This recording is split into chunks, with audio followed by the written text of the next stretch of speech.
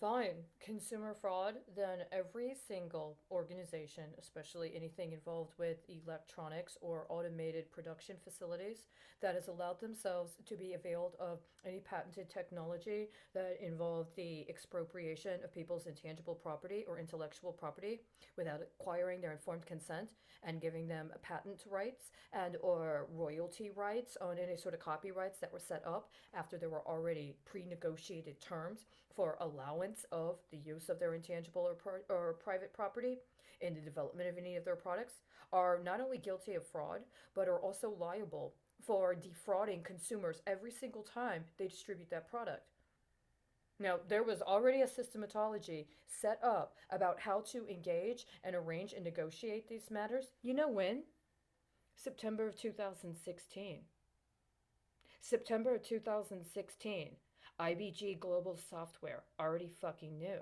And if they have been a part of any sort of automation processes, or if they have aided and abetted acts of hacking, including election interference or election hacking, in order to influence election paradigms and or engage in allowing for organized criminal elements to infiltrate the government and take over, including in manners that unconstitutionally attempt to alter the law so as to backdate stock and try to get away with organized crime, then they're about to be busted very, very hard. Every single time they distribute a fraudulent product to people, they are going to be assessed a significant penalty for that distribution.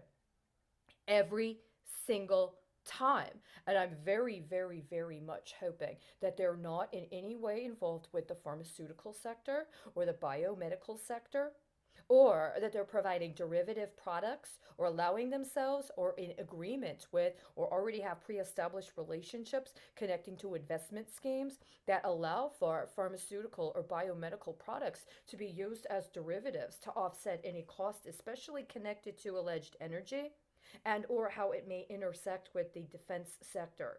So if that's your course of action you've decided to take, understand I already understand myself to be in a legacy that goes all the way back to George Bush. And unfortunately, a lot of people refuse to do their due diligence and uphold the law at the time by applying appropriate constitutional checks against abuse of both the executive office and the Congress that refused to check his abuse. So we've got a lot to deal with. A lot to deal with. There's a very, very significant cost that has already been incurred. But I already know that you all are so well positioned to bear that cost and to do your part to help heal these economic wounds, right? That's why you've allowed yourself to be positioned in this very, very strategic alignment to the abrogation of pretty much any other recourse than to put it on you to pay for because you already know how terribly wrong you've been and you're very embarrassed and you're seeking very desperately yet humbly and eagerly in a particular manner to right these abuses. I want to thank you so much, corporate America and your cohorts internationally. I know it's a big task, but you absolutely can step up to it.